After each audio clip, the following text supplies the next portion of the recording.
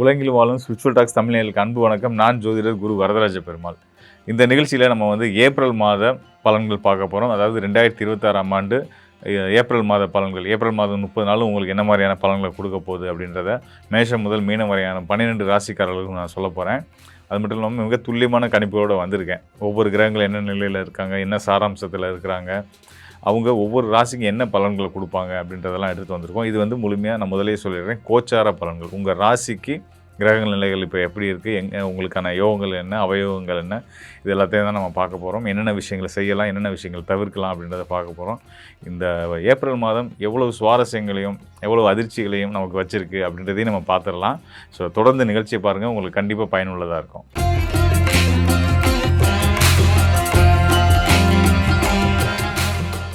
ரிஷபராசிக்காரர்களுக்கு இந்த ஏப்ரல் மாதம் மிக சிறப்பான மாதம். காரணம் என்னென்னா 2 விஷயங்கள் இருக்குது. ஒன்று பார்த்திங்கன்னா தேவகுரு வியாழன் ராசிக்கு 2ஆம் இடமான தனஸ்தானத்தில் இருந்துகிட்டு இருக்கிறாரு. அது ஒரு சிறப்பு.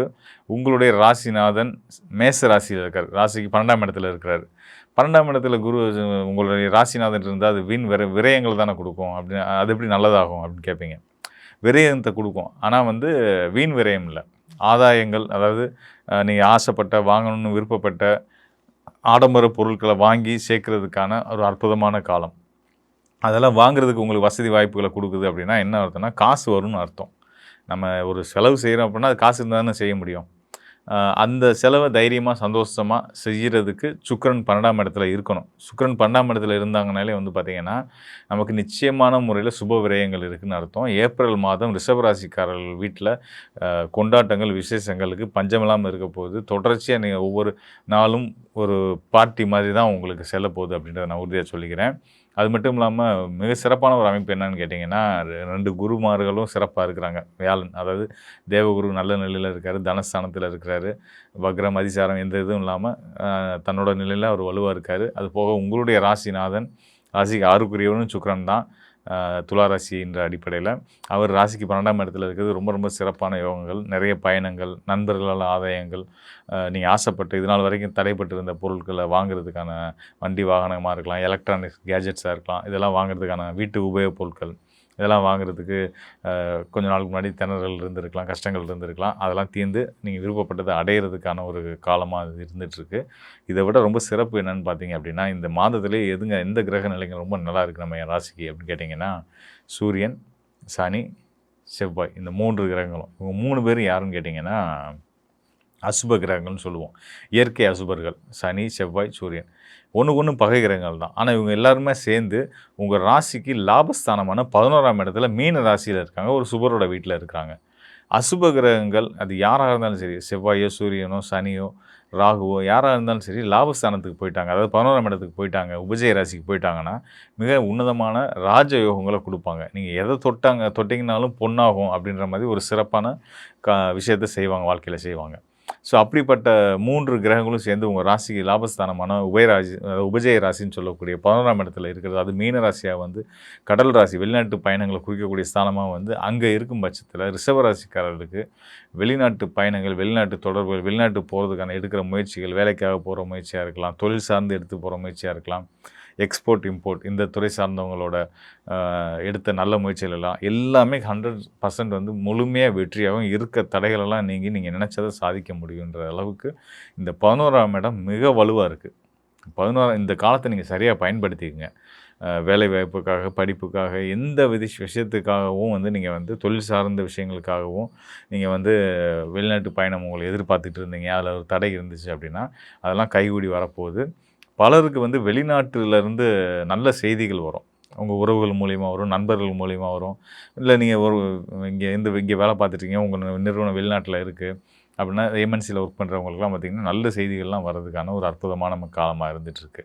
ஸோ இதை தாண்டி இன்னொரு சிறப்பு இந்த மாதத்தில் இருக்குது. என்னென்னு கேட்டிங்கன்னா, ராகு. அனைத்து கிரகங்களும், கோச்சார கிரகங்கள், அனைத்து கிரகங்களும், ஆண்டு கிரகங்கள், மாத கிரகங்கள் எல்லாமே சிறப்பான யோக பலன்களை ரிஷபராசிக்காரர்கள் கொடுக்க தயாராகிட்டாங்க. இதில் இன்னொரு ஆண்டு கிரகம்னு சொல்லக்கூடிய ராகு பார்த்திங்கன்னா உங்கள் ராசிக்கு 10ஆம் இடத்துல இருக்கிறாரு. ராசிக்கு 10ல் ராகு இருந்தால் பல தொழில் செய்கிற யோகம்னு சொல்லுவோம் இல்லையா?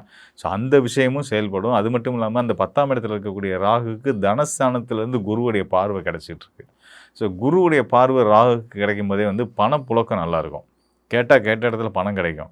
கடனாவோ, நீங்கள் கொடுத்த காசு திரும்ப வாங்குறதுக்கோ, இதெல்லாம் உகந்த காலம். நீங்கள் யாரெல்லாம் உங்கள்கிட்ட காசை வாங்கிட்டு உங்களை ஏமாற்றிட்டு இருக்கிறாங்களோ, ஏன்னா ரிஷபராசிக்காரர்களுக்கு வாடி இது என்ன சொல்ல ஒரு வாடிக்கையான விஷயம் என்னன்னு கேட்டிங்க அப்படின்னா, யாருக்காவது உதவி செஞ்சுட்டு, அந்த உதவியாக பணம் பணம் கொடுக்குறதா இருக்கலாம், ஏதோ ஒரு விஷயமா இருக்கலாம்னு வச்சுக்கோங்களேன். திருமணம் உங்களுக்கு கொடுத்துட்றேங்க, நீங்கள் செஞ்ச உதவிக்கு நான் கண்டிப்பாக வந்து கடமைப்பட்டிருக்கேன்னு சொன்னவங்க ஏமாற்றிட்டு போயிடுவாங்க. அந்த ஏமாற்றத்தை தாங்க முடியாமல் வருத்தப்பட்டுட்டே இருக்கிறது தான் வந்து நம்ம ரிஷபராசிக்காரர்களோட வாடிக்கையாக இருந்துகிட்டு இருக்கு. ஸோ இந்த நிலையில் இப்படிப்பட்ட விஷயங்களில் நீங்கள் கொடுத்த பணம் உங்கள் கைக்கு வர்றதுக்கு இந்த மாதம் மிக சிறந்த உன்னதமான மாதம். நீங்கள் கேட்டால் கிடைக்கும். தயங்க வேணாம். பாவம் அவங்களே கஷ்டப்பட்டுட்டு இருப்பாங்க அப்படின்னு நீங்கள் கேட்காம விட்டிங்கன்னா பின்னாடி நீங்கள் தான் கஷ்டப்படுவீங்க. ஸோ அதனால் வந்து உங்களை கஷ்டப்படுத்திக்கிட்டு இன்னொருத்தவங்களுக்கு உதவி செய்யாதீங்க. உதவி செய்யணும், கண்டிப்பான முறையில் தர்மங்கள் செய்யணும், நல்லது செய்யலாம், ஏழைகளுக்கு செய்யணும், தேவைப்படுறவங்களுக்கு செய்யணும். வசதி வாய்ப்புகள் உள்ளவங்களுக்கு செஞ்சுட்டு அவங்க கேட்டாங்களே நம்மள்ட்ட அப்படின்றதுக்காக செஞ்சுட்டு உங்களை சக்திக்கு மீறி செஞ்சுட்டு நீங்கள் மாட்டிக்கிறாதீங்க. அப்படியே மாட்டியிருந்தால் கூட இந்த மாதம் ஏப்ரல் மாதம் உங்களுக்கு உங்களுடைய பணம் கைக்கு வர்றதுக்கான ஒரு அற்புதமான காலம். நிறைய பேர்த்துக்கு இந்த உங்களோட அந்த நிலுவைத் தொகைகள் அரசாங்க பணியில் இருந்திருப்பாங்க, வர வேண்டிய பணம் வராமல் இருக்கும். இந்த மாதிரி தொகையெல்லாம் வர்றதுக்கான வாய்ப்பு உண்டு. நீங்கள் எதிர்பார்த்த கடன் கிடைக்கிறதுக்கு வங்கி கடன்கள் கிடைக்கிறதுக்கான வாய்ப்புகள்லாம் இருக்குது. ஸோ எல்லா வகையிலுமே ஏனைய கிரகங்கள் அனைத்துமே உங்கள் ராசிநாதன் சுக்கிரன் முதற்கொண்டு, புதன் முதற்கொண்டு, செவ்வாய் முதற்கொண்டு, சூரியன் முதற்கொண்டு, சனி முதற்கொண்டு எல்லாருமே முக்கியமாக வியாழன் தனஸ்தானத்தில் இருக்கார். ஸோ எல்லாரோட நிலையுமே ரொம்ப சிறப்பாக இருக்குது. அதுக்கு அடுத்ததாக கேதுவுமே வந்து பார்த்திங்கன்னா ராசிக்கு 4ஆம் இடத்துல தான் இருக்கார். 4ஆம் இடத்துக்கு கேது வந்து வீடு, மனை, வண்டி, வாகனம் வாங்குகிற முயற்சிகளுக்கு வெற்றியை கொடுப்பார். கடன் பிரச்சனைகளை தீர்வை கொடுப்பார்.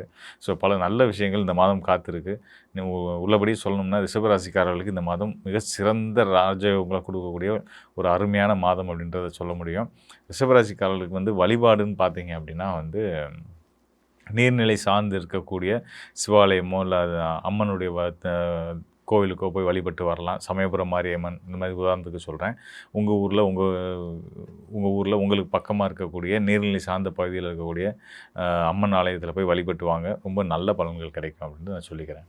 மேலும் வந்து பார்த்திங்கன்னா இந்த ஏப்ரல் மாதம் அப்படின்னா நம்ம ஏற்கனவே கடந்த மாத பலன்கள் நான் சொல்லும்போது கூட இந்த கிரக யுத்தம் இதெல்லாம் இருந்துச்சு. ஸோ அதெல்லாம் இருந்தாலும் குருவுடைய பார்வை இருக்கிறதுனால பெரிய அளவில் நம்ம பயப்பட வேண்டாம் அப்படின்றத சொல்லியிருந்தோம். அது போக வந்து இந்த கிரக யுத்தம் இருக்கிறதுனால வந்து பார்த்திங்கன்னா நாடுகளிலே போர், பஞ்சம், வறட்சி இதெல்லாம் ஏற்படும் அப்படின்னு சொல்லியிருந்தோம். இப்போ வந்து பார்த்திங்கன்னா அந்த ஈரான், அமெரிக்கா, இஸ்ரேல் போர் நடந்துகிட்டு தான் இருக்கு இல்லையா? ஸோ இது வந்து இந்த போர் வராதுன்னு சொன்னேன்னா வந்துருச்சு அப்படின்றத நிறைய பேர் என்கிட்ட கேட்டாங்க. ஸோ அந்த வகையில் வந்து பார்த்திங்கன்னா இது வந்து ஒரு உலகளாவிய இப்போ நான் சொன்னது வந்து போன மாதம் வந்து நான் பேசும்போது நான் சொன்ன விஷயம் வந்து என்னென்னா காணொலியில் நான் சொன்னது ஒரு மிக கடுமையான கொரோனா காலத்தில் இருந்த கிரக சேர்க்கையை விட இது இப்போ இருக்கக்கூடிய கிரக சேர்க்கை வந்து 6 கிரக சேர்க்கை வந்து ரொம்ப கடுமையானது. இது வந்து பார்த்திங்கன்னா இது இருந்தால் கூட குருவுடைய பார்வை இருக்கிறதுனால நம்ம கொஞ்சம் சேஃபாக ட்ராவல் ஆகிட்டு இருக்கோம் அப்படின்றத நான் சொல்லியிருந்தேன். ஸோ இதை தான் இப்போயுமே நான் சொல்கிறேன் உங்களுக்கு. அதாவது 6 கிரக சேர்க்கை இருந்தும் நம்ம வந்து சேஃபாக இருக்கிறதுக்கு காரணம் குருவுடைய பார்வை. அதாவது ஒரு குறிப்பிட்ட ஜோனில், அதாவது ஒரு 2-3 நாடுகளுக்குள்ளே இந்த போர் பதட்டம் அப்படின்னு நடந்துகிட்ருக்கு. அதுவும் இப்போ சந்திர கிரகணமும் கடந்த மாதம் வந்தது இல்லையா? ஸோ நம்ம அதில் தான் தீவிரமாக ஆச்சு அந்த போர். நான் அதெல்லாம் எதிர்பார்த்த விஷயங்கள் தான். ஸோ அதை தாண்டி அதுக்கப்புறமா வந்து பல நெருக்கடிகள் இருந்துச்சு. அது படிப்படியாக குறையும். மே 26க்கு அப்புறம் கம்ப்ளீட்டாக இது வந்து இந்த போர் நிறுத்தம் அப்படின்றதெல்லாம் வந்துடும். அந்த உலக நாடுகளுக்குள்ளே, பகை நாடுகளுக்குள்ளே மன அமைதியும் அவங்களுக்கு வந்து ஒரு போரை நிப்பாட்டிக்கலான்ற ஒரு மனப்பக்கமும் வந்துடும். ஸோ அது வரைக்கும் நம்மளும் கொஞ்சம் பொறுமையாக இருக்க வேண்டியது தான். அது போக வந்து இந்த பெட்ரோலியம், கேஸு, சிலிண்டர் தட்டுப்பாடு இந்த மாதிரியான விஷயங்கள்லாம் வந்து பேரளவில் தான் இருக்குமே தவிர்த்து நிஜமான முறையில் நமக்கு இப்போ ஒரு நெருக்கடியை கொடுக்காது. அதனால் மக்கள் பதட்டப்பட வேண்டியது இல்லை அப்படின்றதையும் நான் வந்து சொல்லிக்கிறேன். ஏன்னா இந்த பெட்ரோலியம், கேஸு இந்த விஷயங்கள்லாம் வந்து குறிக்கக்கூடியது ராகு, செவ்வாய் தான். இந்த ராகு, செவ்வாய் ஒரு ராசியிலேருந்து பிரிஞ்சுட்டாங்க. அதாவது ராகு, செவ்வாயும் கும்பத்தில் இருந்தாங்க. செவ்வாய் வந்து மீனத்துக்கு போயிட்டார். இனிமேல் மெல்ல மெல்ல இந்த பிரச்சனைகள்லாம் நீங்கிடும். அதனால் பயப்பட வேண்டாம். இது பொதுவான உலகளாவிய கோச்சார அமைப்பின்படியில் நம்ம சொல்லக்கூடிய பலன்கள் தான்.